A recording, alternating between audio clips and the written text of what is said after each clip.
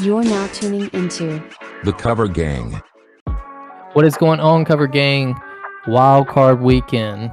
We got 2 games on Saturday, 3 games on Sunday, 1 game on Monday night. The Bucks and Eagles play down in Tampa. But before we jump into that, me and Justin, we also gave, if you didn't watch our last episode, we went over how we done for the year, the playoff teams we got right. One thing we forgot to mention was we did make a Super Bowl prediction, and we are kind of giving each other maybe a little bit of a chance to change based on what we've seen, or if we're just sticking with our preseason Super Bowl predictions.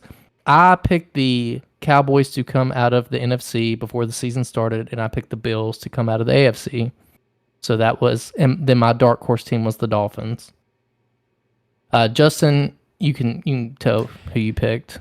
I went with Josh Allen and the Bills, and I was mighty terrified that they wouldn't even make the playoffs, but now they're in it and they're still alive, and Vegas thinks they have a pretty decent chance, sitting at like plus 650 odds right now to win the Super Bowl. I said that they would beat the 49ers out of the NFC, so I still feel pretty good about it. I do have a live futures Your dark bet. horse was, what, Saints, I think? It was something stupid that's just completely... It was something that I completely Saints. erased from my brain that is not there anymore, so I don't remember who it was. But yeah, I feel pretty good because I got a live futures bet on the Bills to win the Super Bowl, and the way things are shaping up, I don't know. I really feel like... I think you might be right on the finale. Like, I think it might be Bills-Cowboys. But to me, I've told you this a million times, so you're tired of hearing it, but I got to tell everybody else, I don't see a world where it's not winning the Super Bowl this year. I don't see a world where it's not the Bills, the 49ers, or the Cowboys. I just don't. It's one of those teams. Might as well hit the live futures bet on one of those teams. They're going to win it. So that way we don't give any spoilers out. We'll go ahead and go over each of the games against the spreads, say what side that we're on, and then at the end we'll say if we going into the playoffs if we change our picks. Yeah. All Fair right. enough. You want? Yeah, that's fine with me. We'll have to, because as more information comes, if they lose, we got to change, I guess. We got nothing. They'd be dead in the water, I guess. So, right. All right, let's get into this first matchup on Saturday. We got the Browns at the Texans. Wow, what a matchup. Could have been the Browns and the Colts. We were on the Colts in that season finale that, determined that the Texans would make it. This is tough. We got 80% of the bets coming in on the Browns, and honestly, I'm with you. We talked about it off the air. What source are you getting that from? That's BetMGM, their app in Virginia. It's 80% on. What's DK have it at? Let's see. But while we're thinking about that, I would have thought the Texans would be. I would have thought this would be a 50-50 kind of split. You know what I'm saying? Like 50% of the people are betting the Texans, 50% are taking Browns, but the public has been wise guys this year. They've been the smart guys, and they like the Browns on the MGM. Let's see what DK thinks. The spread was sitting at 2.5. It's came down to 2 on most books, yet 70% on DraftKings are on the Browns. So it's a little bit of reverse line movement. That has not mattered that much this year. None of those sharp indicators we cannot rely on, like fading the public or reverse line movement. They have not been great indicators this year, so I don't know. I don't think anything changes here. I'm going with the Browns -2. I think you have to take the experience of Joe Flacco and this potentially, when healthy, number 1 Browns defense. The trends heavily favor experienced quarterbacks over rookie quarterbacks and rookie head coaches. The Texans have both a rookie quarterback and a head coach, but I will say this about CJ Stroud. He has more poise and moxie than many rookie quarterbacks that we've seen in the past decade, so I'm not sure that he could be even considered in that trend because he just doesn't play like a rookie. But it's just the end of the road is near for the Texans. If they can somehow slip away with this win, they're certainly losing their next game. I'm calling it right now, but I'm taking the Browns to cover and win here. They've already beat them once this season in Texans home field. I got to back Joe Flacco. What a crazy story for him to be playing for the Browns right here, trying to make a run for the chip. I don't think they have a chance, but it's still entertaining TV nonetheless. But yeah, that's what I'm locking in. Browns -2 regular unit. Yeah, I am with you on this one. I am taking the Browns at a regular unit as well. The two biggest points to me are, one, you always want to fade a rookie quarterback making his first start in the playoffs. CJ may not be like most rookies. He's shown that all season. But last week was his first pretty much playoff game because win and you're in, lose and you're out. And he played a great first half. He had 150 passing yards, 2 touchdowns. In the second half, not so much. And that was against a bad Colts defense. I understand it's a divisional game, but still. And the second biggest point is the Browns got to rest that defense. So, and also the Colts, they were able to run the ball on, do little screen passes, and were able to run the ball on that Texans defense in the second half last week. And I think the Browns would find similar success in that. 2 points, public coming in on it, don't love that, so that's why it's a regular unit. But yeah, you give me who's shown to be the best defense in the league, Joe Flacco. He's going to go out there. He could throw 3 interceptions, and I could still see the Browns winning this game.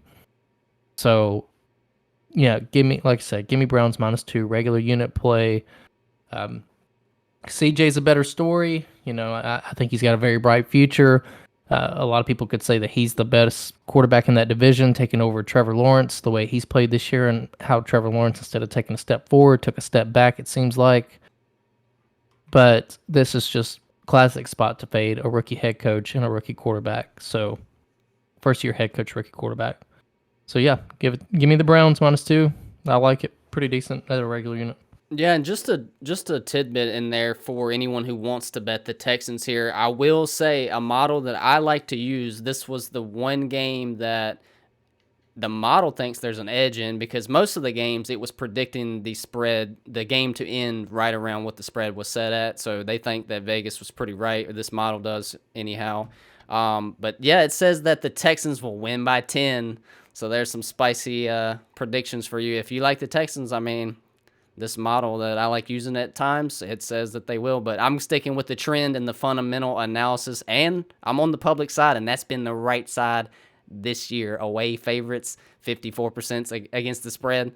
Whatever, we're rolling with it. Next up, we got the Dolphins at the Chiefs. This is another trend or value in the line game. Where do you lie? You go ahead and you take the wheel on this one first up.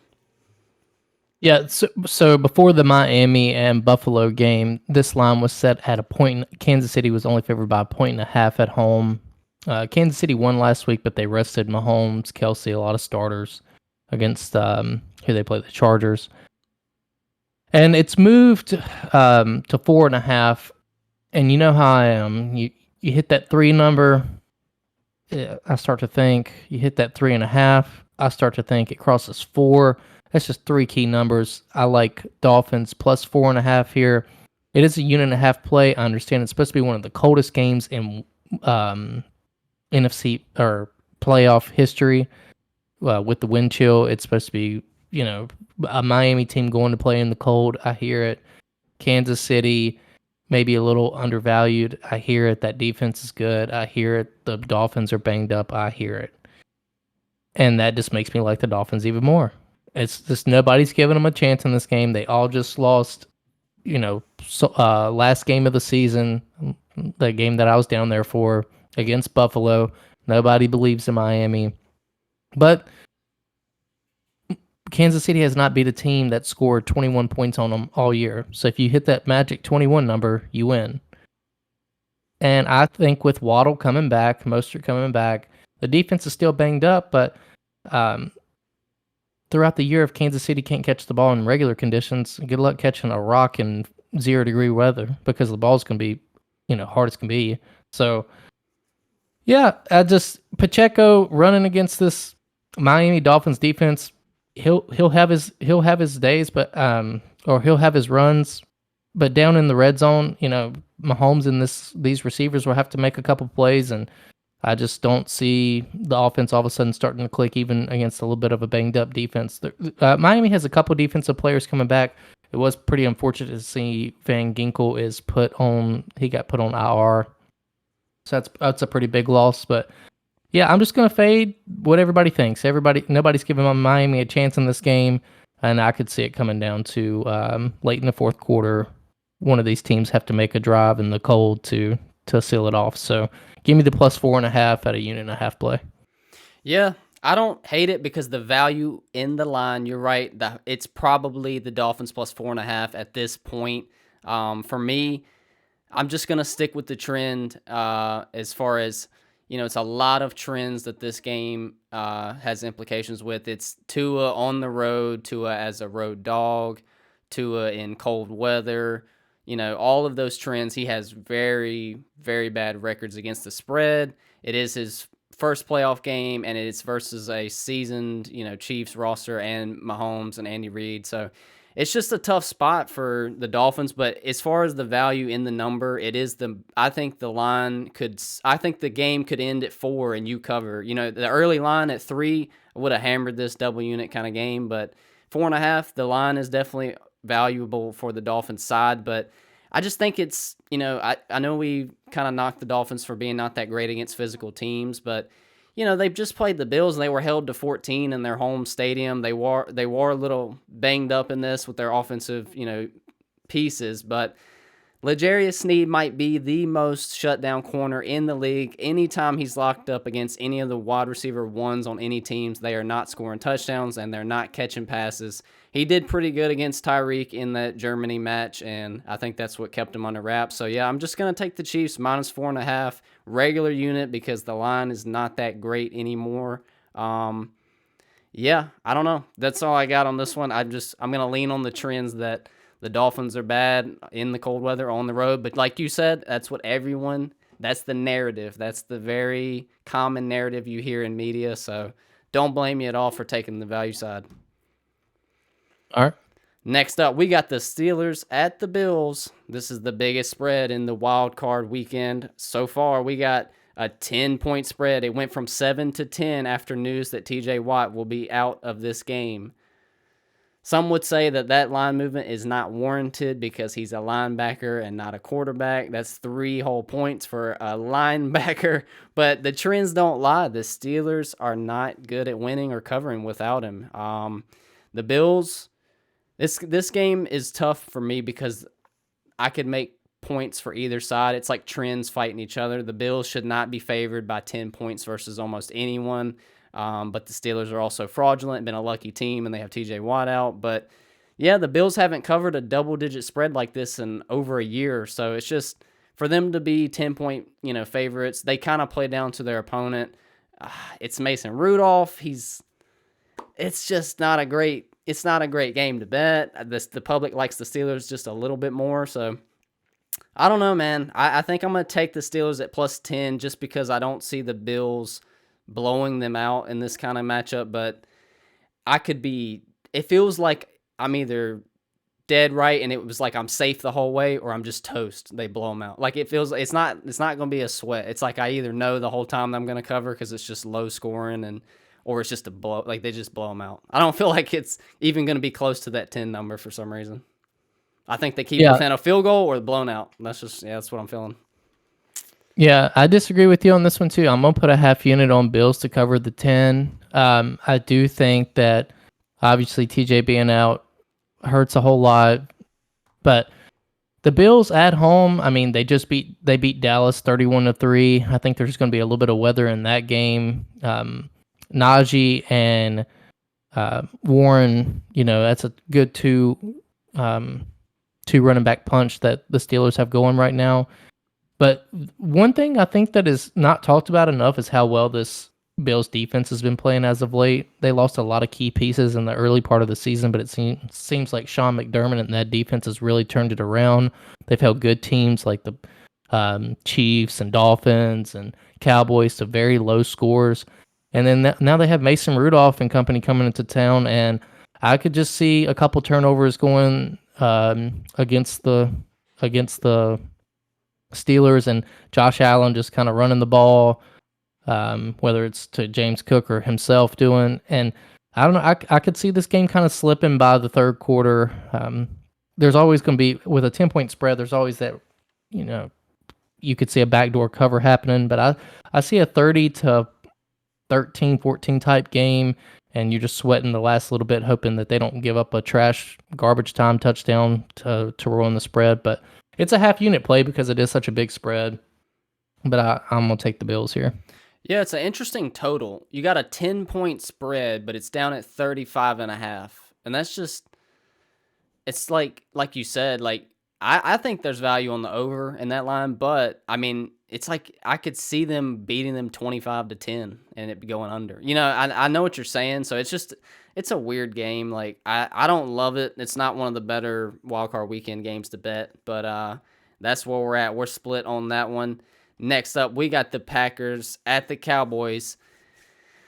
Somebody called the Packers to make the playoffs, and here they are. It's Jordan Love, the game manager himself, as quoted by Tyler. We've seen this before, though, with the Cowboys. They have a monster regular season, and what do? They choke. They find a way to choke. If you were to bet money lines this week, I think that this is the highest value money line because 6 to 7 point underdogs. They got that sweet spot for risk reward payout. I think it's a good money line to take the Packers, but I like their spread a lot more. I think it's down to 7 from 7.5, best you can get. Yeah, the Cowboys, we both think that they're going to make it deep, so I don't think the Cowboys blow it here, but it's never out of question with them. Dak is just 1-5 against the spread in the playoffs, so not a lot of confidence coming out of their last decade of performance with this Cowboys team in the playoffs. They're always regular season juggernauts usually, and they usually blow it within the first week or two in the playoffs. So, but yeah, it does worry me that it's Jordan Love's first playoff game, but I just think 7 points is too much. So I'll take the Packers at +7, a regular unit. Yeah, I agree with you. I'm taking Packers +7 here as well. Jordan Love, he's not a game manager. That's what I thought going into the season. I thought this offensive weapons that the Packers had, and I thought that they actually had a decent defense. They got a lot worse as the season progressed, but Jordan Love kept them in these games because he's willing to kind of just sling it down the field. And Packers going in here with house money, I could see it being a tight game. I could see even Dak having to make a game-winning drive. And honestly, I kind of rather see that than a blowout because I think that would give Cowboys some confidence to play these better teams later on in the postseason. As far as my predictions, obviously I don't want to see the Cowboys lose. And I think the Packers, if they go in there into Dallas and they make it somewhat competitive, they keep it within one score, that's a winning season for them. They made the playoffs first year under Jordan Love. That's not something they done with when Aaron Rodgers first year after Brett Favre left. And, they see that they have a pretty bright future with them. But yeah, I think Cowboys win a close one here. Like I said, I think it's one of those classic Dallas-Green Bay games that comes down late into the fourth quarter, but I don't see Dak choking here, even if McCarthy is not the sharpest on late game management as far as the clock. I think that Dak will just make enough plays down the stretch in the second half to put Green Bay away. But yeah, Green Bay keeps it interesting, and a touchdown is just too much to bite off. So I'll put a regular unit Green Bay +7. Do you feel pretty good about Cowboys making it to the big game still? Like, that was your prediction, I guess, before the season started back in August, but how do you feel about that? I'll tell you after this next pick. Yeah, because who do they not want to see? Like, who is their Achilles heel if they... Tell me the spread for the Sunday night game and let me take the reins. Next up, we got the Rams at the Lions. This is one of the gridlock spreads of the week. It's at a field goal. It says that these teams are pretty neutral. They have quarterback drama history, not really drama, but yeah, both of these teams, they had the other team's quarterback at one point, and this trade and that trade, it ended up excelling both of those two players' career and helped both teams out to become what they are right now. It already won the Rams a chip before, just a couple years ago, and the Lions are one of the hungriest up-and-coming teams right now with Dan Campbell and his crazy fourth down conversion coaching scheme. Yeah. So, yep, you take the reins. Yeah, all right. So this is my only double unit play of the week. Rams +3. Oh my God. Rams win the game No. outright. No. Since they win the game outright, the reason I feel like my Cowboys prediction to make the Super Bowl will be better is because I think that the Rams will also go into San Francisco next week, a week coming off of rest, and upset their divisional rival, the 49ers. Rams, we see it the Giants done it a couple of times. Packers done it with Rodgers the year they won the Super Bowl. You see these teams that just get hot at the end of the year, and that's what the Rams are doing right now. Their kicker is, he's 50-50 if he can make a 35-yard field goal. I don't like that part. But in this game against the Lions, I understand it's in Detroit. Matthew Stafford, I don't think he's ever played in Detroit before, has he? Okay. Jared Goff versus Matthew Stafford, easy edge to Stafford, especially here in the second half of the season. Seems like every time Jared Goff gets pressure, turns into a pumpkin. Stafford, he's like side arming the ball. Nakua, Cooper Kupp, Williams are all back. Since they've been back, they've been on a tear. And yeah, you start to look at it. I give the edge to the Lions on their offensive line. But other than that, with Laporta being out, I don't see a spot where this Lions team is significantly better than the Rams team. Defense, weapons as far as receivers and running back, quarterback, as we said. I just don't see it. So I think I understand it seems like the public side because the Rams is hot right now. I really do. I think the Rams is the one wild card team that has a chance at making it deep into the playoffs. And the 49ers, they're rooting for the Lions in this one. They would much rather play probably the Bucks or the Eagles. Whoever wins that game, if the Lions win, they would have to go play Dallas. Granted, Green Bay doesn't upset, a bunch of different scenarios based on who wins, but you expect that Dallas wins. You expect that the Lions win this one. They're favored. So I don't think they want to see the Rams though. And like I said, Sean McVay, good coach. He got Goff to a Super Bowl. Goff's they didn't make the playoffs last year. They made it this year, but he's been a little lost, and he's won a Super Bowl with Stafford since. And then here they are in the playoffs again.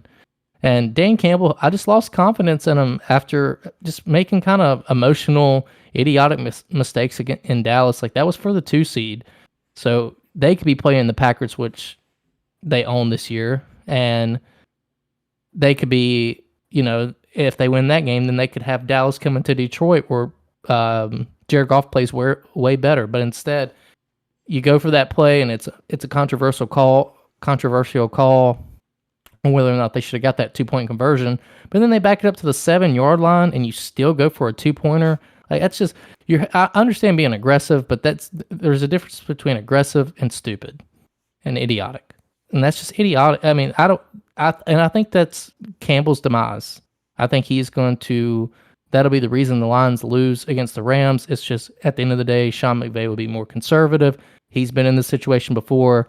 Dan Campbell will it'll be somewhere around the 50-yard line, like a 4th and 7. He'll go for it, and then the Rams just get even more momentum down, in the game or whatever, and puts the Lions away. So double unit play. I am getting some field goal here. I love the Rams. Well, I am on the Lions -3 at a double unit. So this is the game. This is honestly the most important game of the wild card weekend, in my opinion, because you talk about dark horse teams. I think these are the only 2 teams out of the NFC, besides the Cowboys and the 49ers, in my opinion, that are somewhat dangerous to make a run and upset somebody in the next round. But, yeah, I mean, you're right about Dan Campbell being too aggressive. It's like he's playing Madden, and he's just, he's raging, and just he dies on the wrong hill. It was a stupid decision. It's like he was going to go for it no matter what happened, even if he loses yards. But, yeah, you definitely such a pivotal game. I mean, it's not like you're playing Chicago, who's already out of it. You're playing Dallas in Dallas. You're the better team in the second half. Like, you lost 5 yards. You're at the 7. I mean, the statistics that you get that in, just kick the extra point and go in overtime. You probably get the ball first, and you just scored a touchdown. If you get the coin flip, you go down and score a one of the worst coaching call. If it wouldn't have been for that controversial to whether or not that guy reported as eligible or whatever, he would have got crushed for it even more. I mean, just how I've never seen somebody go for a 2-point conversion from the 7-yard line unless it was 20-18 and you had to have it. Yeah, he died on the wrong hill for sure. And like you said, Matt Stafford and Sean McVay are not the two guys that you want to be lined up against in the playoffs. No matter what the case, the Rams truly are a dark horse type of team because they have the experience. They've been there and they've done that. And they know exactly what to do at this time of the year. But I just think that Lions are more hungry, and this is a pivotal moment for this franchise. The Rams have had their cake. It's time for the Lions. I have a feeling this game is going to be really a good game to watch, and it's going to be one of the best of the week.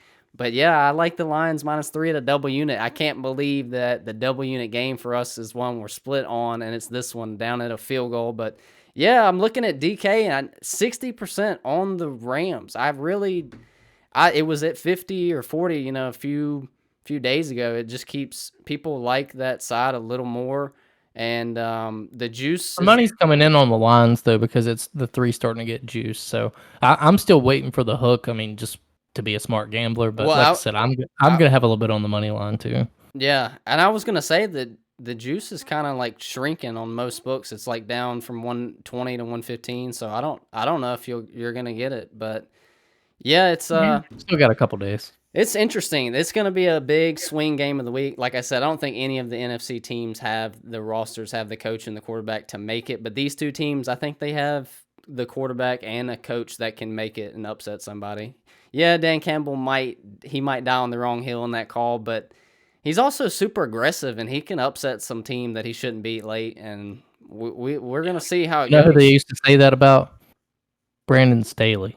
Oh, man. Always going for it on 4th down. Yeah, he was aggressive when he got the Chargers to the playoffs. Look what Dan has done with those draft picks and everything with that team and the weapons he has, and actually made I like use Dan of it. Campbell. I just think, I mean, He is not in the like I said, realm. there's a difference between being aggressive and idiotic, and that was an idiotic call, and Honestly, it seems like that was a playoff type game, so it proves to me that going into the playoffs, you are not going to make playoffs. It all comes down to situational football. I'm taking McVay over Campbell. I understand that. Yeah. I think at this point you'd rather have Jared Goff, because Matt Stafford's been a little banged up. He's over the hill. But I think at this point, not in a playoff match, I'm saying franchise, like if you were trying to. Oh, well, maybe going forward for the next 5 years, maybe. I'm saying with that. One game. No, not one game. Not one game. What I'm saying with that, though, is that I thought you were saying Goff is better than Stafford right now. I was like, whew, I'm going to shut my laptop. He's not. He can compete with No, him, he's though. not. All right. No. And if he beats him in this game, then is it? I don't different? think so as much because Sean McVay. I mean, like this is Lions kind of make or break too because they're going to lose their OC. He's going to go get a head coach job. What's his name? Ben.